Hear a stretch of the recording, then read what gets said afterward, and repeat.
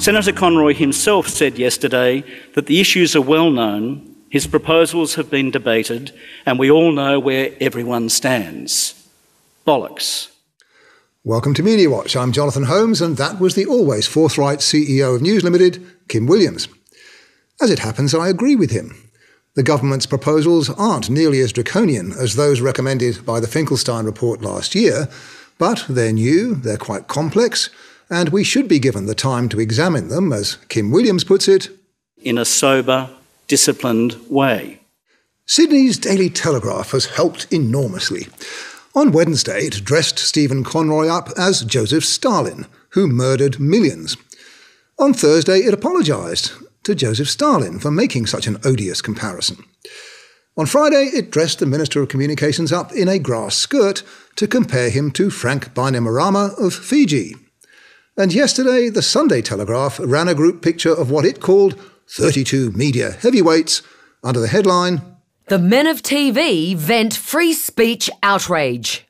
But to use Mr. Williams's colourful phrase, that is absolute bollocks. The men had been gathered together to talk about their jobs, and they do so in a separate story on page 112. Both pictures were taken 2 weeks before Senator Conroy unveiled his plans. Subsequently, the TV stars were asked for their views on the media reforms. Some opposed them, some made no comment, some supported them. What they haven't done is united to share their concerns about the government's controversial media reforms. In fact, there's been a lot of bollocks talked about this matter, some of it by Mr. Williams. For example, the government is proposing that newspaper publishers must belong to an accredited self-regulatory body with adequate standards and complaints mechanisms. If they don't, their journalists will lose the exemption from the provisions of the Privacy Act that they currently enjoy. Well, that, says Kim Williams, is a travesty of the most heinous kind. To be discussing the elimination of one of the great protections for journalism in Australia, which is the security of the shield laws under the Privacy Act, is action of an extremist nature that goes to the very heart of the operation of free speech in our society. Where could such a heinous and extremist notion have come from? Well, here's an excerpt from a submission to the Finkelstein inquiry. It can be argued that some rights and privileges should be conditional on the person being subject to an appropriate system for setting, monitoring and applying good standards of media practice. One option could be to apply this approach to the Privacy Act exemption and designate the Press Council as the organisation to which print and internet publishers would be required to subscribe and to comply with its rules. And who suggested that? Why, the Australian Press Council. That's who? Oh, my goodness. Of course, News Limited didn't necessarily agree with every detail of the Press Council's submissions, but even the telly would hardly call Press Council Chairman Julian Disney a Stalinist, would it?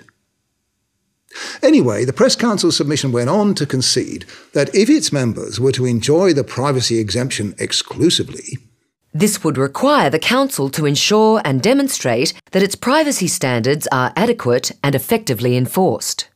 Well, you could argue that the government has simply taken up the Press Council's suggestion, except that it's going to be required to demonstrate to a public interest media advocate that all its media standards, not just those relating to privacy, are adequate and effectively enforced.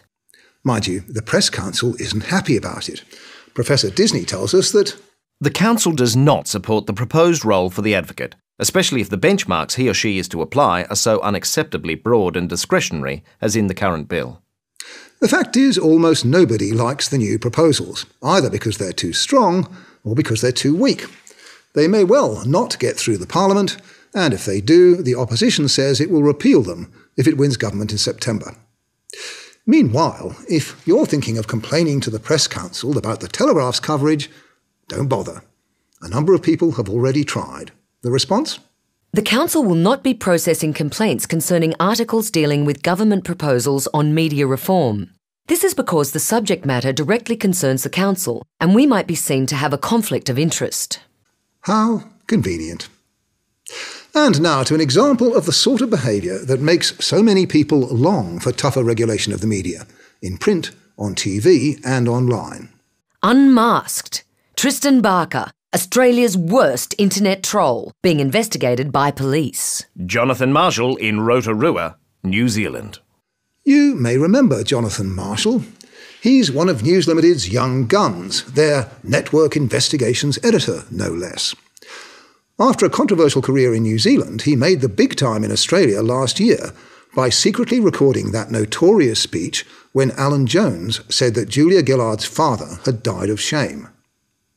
From unmasking an old troll, Marshall is now unmasking a young one. Tristan Barker has used internet portals, Facebook and Twitter to encourage harassment and ridicule of everyone from Muslims, businesses, local and overseas celebrities, murder victims, and people who have committed suicide as a result of online bullying. I would consider myself an entertainer, he boasted. Now, as we all know, nothing fuels a tabloid news story like moral indignation, and Tristan Barker at first sight deserves plenty. A classic attention-seeking 18-year-old, his foul-mouthed rants on Facebook are provocative to say the least. But there's more to them than you'd guess from News's graphic. Tristan Barker's vilest outbursts. Cyberbullying victim Amanda Todd. In a 10-minute rant, Barker labelled the 16-year-old US cyberbullying and suicide victim as slutty, attention-seeking, and a histrionic attention whore. Well, yes, he did. But he also had a message for his hundreds of thousands of young Facebook fans that wasn't vile at all. And instead of complaining about what's going on right now, how about you go out there and you find a sad kid, you find someone who's sitting on their own, someone who's having an issue, and you have a word with them and maybe just let them hang out with you. Maybe that's going to prevent more suicide than talking about Amanda Todd is. That's the good side of Tristan Barker, but we're not denying that he and his so-called Facebeef team have a nasty side too. So it's not young Mr. Barker we're concerned about tonight. As we'll see shortly, he and his mates can look after themselves. It's the ethics of Jonathan Marshall of News Limited and the culpable sloppiness of Today Tonight. First, Marshall. After unmasking Tristan Barker as a super troll, he turned his attention to Barker's parents. On March the 4th, Jonathan Marshall reported, The teenager's father has now been criticised after commenting on his son's views, particularly about United States teenager Amanda Todd, who hanged herself in October 2012. When News Limited spoke to Mr. Barker Sr. about his son's views, he said, Was she? Was she slutty and attention-seeking? With that quote, Marshall had himself a story, because Michael Barker, Tristan's father, is a minor celebrity, the drummer in the band Split Enz. And as Marshall reported, he was to play with his two-man blues and roots group, The Swamp Thing, at this weekend's 4-day Womadelaide Music Festival. But not if Marshall could help it. Womadelaide Festival organisers are facing pressure to dump a lead act after one of the band's two members made derogatory comments about a suicide victim. In fact, Marshall had busied himself ringing Womadelaide sponsors to ask if they were outraged by the quote, and the Womadelaide Festival organisers to ask if they were going to drop Swamp Thing from their bill. Festival director Ian Scobie tells Media Watch, The story that Womadelaide was considering dropping Swamp Thing was, in my view, an invention of Jonathan's. The pressure was successfully resisted. Swamp Thing played at Womadelaide. But it seems the whole story may have been based on a deception. Michael Barker's wife Kathy was with him when he answered Marshall's questions. They both say that they had no idea they were being asked about a well-known suicide victim. Marshall only asked them, What do you think of Tristan's comments on the internet calling a girl slutty and attention-seeking? Mike asked, well, was she? As Jonathan Marshall did not say it was anyone in particular, let alone Amanda Todd. Is that true? As we'll see, the interview was covertly recorded. But despite asking, so far we haven't been able to hear or view the recording. Meanwhile, Today Tonight's David Eccleston got in on the act. He travelled to New Zealand to meet Tristan Barker, who'd got himself up in a Nazi uniform for the occasion.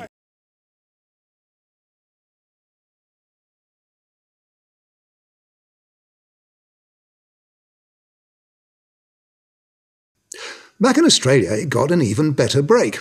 An email from a certain Jasmine Frost complaining she'd been cyberbullied by Tristan Barker. An interview with the young woman was quickly organised and shot in a park in Melbourne. He said you're a ugly mole who has a low-life job. It's going nowhere. You might as well just kill yourself now. But according to text messages sent to Media Watch by the young woman, it wasn't until transmission day last Monday that the producer asked Jasmine, Did you by any chance have or keep any screen grabs of Tristan's abuse? Hey Naomi, sorry, unfortunately I don't. Hey Jasmine, no problem at all. Don't worry about it. But Today Tonight should have worried about it. Because, as the woman whose real name is Jasmine Van Middy gleefully revealed in a Facebeef YouTube video, she was one of them. TT had been hoaxed. And all it took was an email entitled, Tristan Barker cyberbullied me. And then a 3-minute phone call to convince one of the most watched and believed news programs in Australia that I was a poor, bullied girl. Red faces at Today Tonight. But once again, the real victim was Tristan's father. David Eccleston put the knife into Michael Barker. His weapon was provided by News Limited's Jonathan Marshall. Michael Barker, I think, has got a lot to answer for. He's clearly aware of what his son's doing. We've put it to his attention. It's been across the news media for the last 2 weeks. Yet he's encouraging it. News Limited investigations journalist Jonathan Marshall secretly filmed Tristan's parents at their home. You'd expect him to protect his son, but not to be seen to endorse his views. Asked about the Amanda Todd suicide, where his son labelled her an attention-seeking whore, Michael Barker said this. An attention whore who deserved what she got for playing the victim.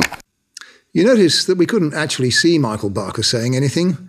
He told Media Watch, The voice heard in the Today Tonight saying an attention whore who deserved what she got for playing the victim is most definitely not me, Michael Barker. It is actually Jonathan Marshall. Remarkably, Today Tonight and Marshall's editor at News Limited have both now confirmed that. It's not Michael Barker's voice, it's Jonathan Marshall's.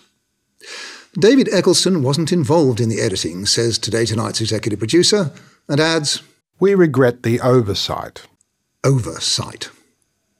One thing we do know, Jonathan Marshall turned up uninvited at the Barkers' home in New Zealand in February and secretly videoed them.